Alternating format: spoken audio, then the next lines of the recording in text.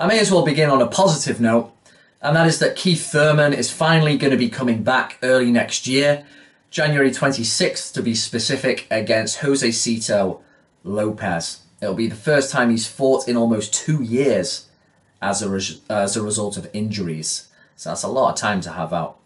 Now, he probably could have fought a bit of a better opponent, but he comes back still undefeated with his WBA strap. He's still a marked man, and a lot of people are going to have their eyes on the Barclays Center when that fight goes ahead. Now, as well as a fighter, I do very much like Thurman as a personality. He knows his stuff.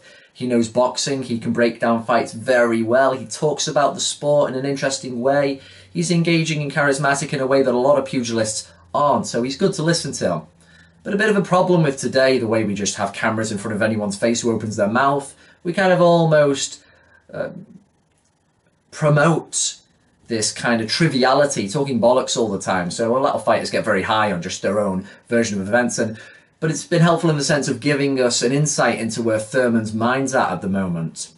While he's had his injuries, when he's been approached with the prospect of Spence, he very much hasn't even really wanted to approach it. It's almost like mentally he can't digest it, because he's thinking, well, my body's not even right yet, so I can't even consider talking about fighting Spence. But one person he hasn't been shy about talking about has been Shawn Porter, who of course has his WBC belt that he was stripped of, and then Porter won with that fight against Garcia, both Thurman victims. And I truly believe the reason he keeps talking about Shawn Porter, because he's beaten him once before, he's got him outreached, he's got better power than him, he knows he can take his power.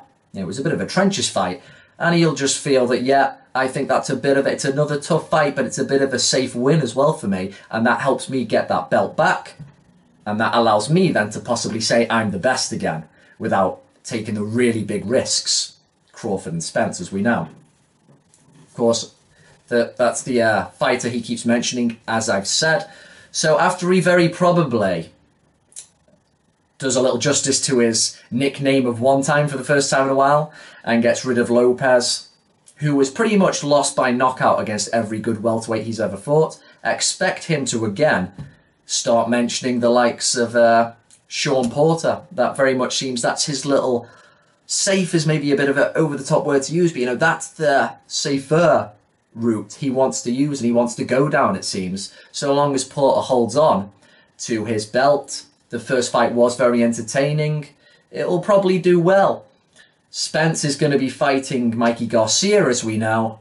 Crawford, I'm not sure who he's fighting next. He might be a free agent. So all the major powers, we've got the 3 big guns at the division, presuming that Thurman's still good and hasn't been injured too much.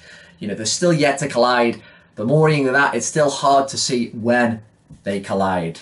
In this division that's got all that talent there, they're yet to have any one of the combinations of fights. So I expect Thurman again to keep talking about Shawn Porter. As for Spence and Crawford, who knows?